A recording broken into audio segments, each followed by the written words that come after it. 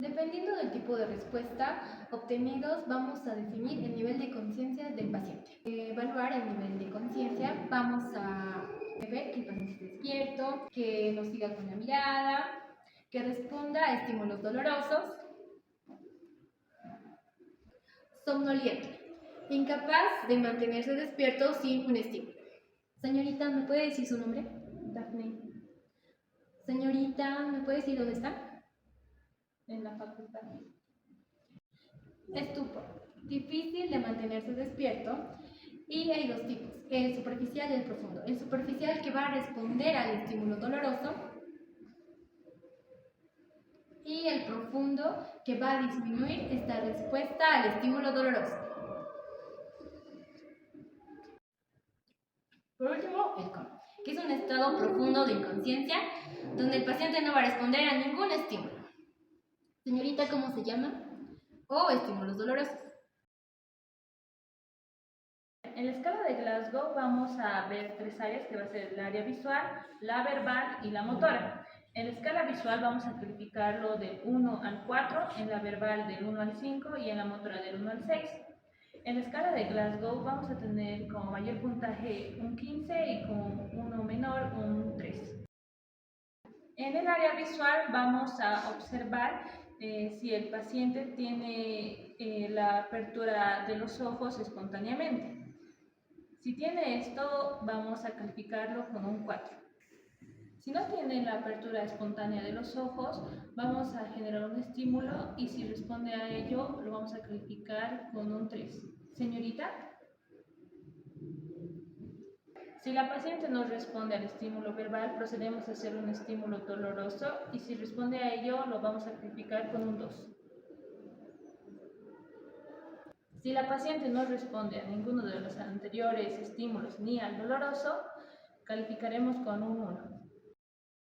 En el aspecto verbal, procedemos a hacer preguntas al paciente para verificar si puede tener una conversación y si sus respuestas son correctas. Si este fuera el caso, le ponemos una calificación de 5. ¿Me puede decir su nombre? Sí, Mildred. ¿Me puede decir en dónde se encuentra? En la facultad. ¿Sabe qué día es hoy? Martes. Y si responde confusamente, vamos a poner una calificación de 4. ¿Sabes tu nombre?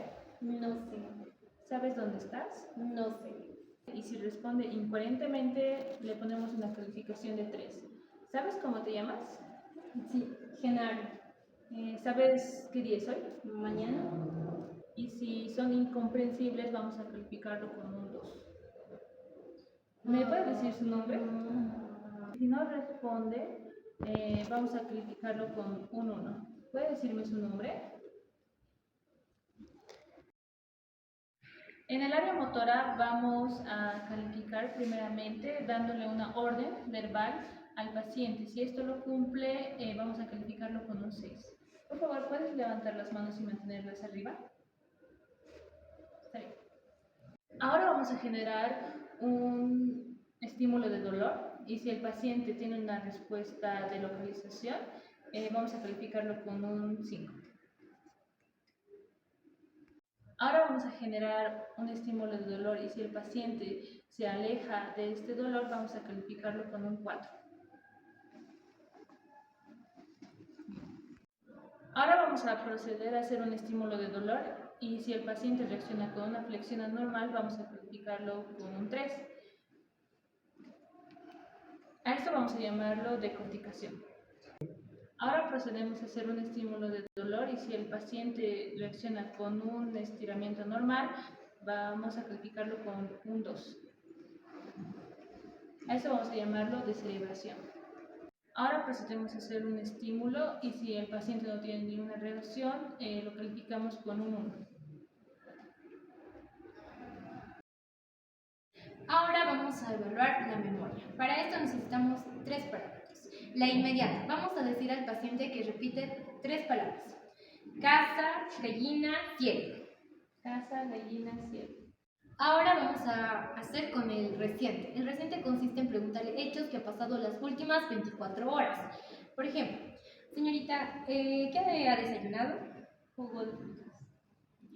También debe estar un familiar para corroborar las respuestas correctas del paciente. Ahora está la remota, que vamos a preguntar hechos de hace años atrás, como ¿en qué colegio estaba? José Valeriano.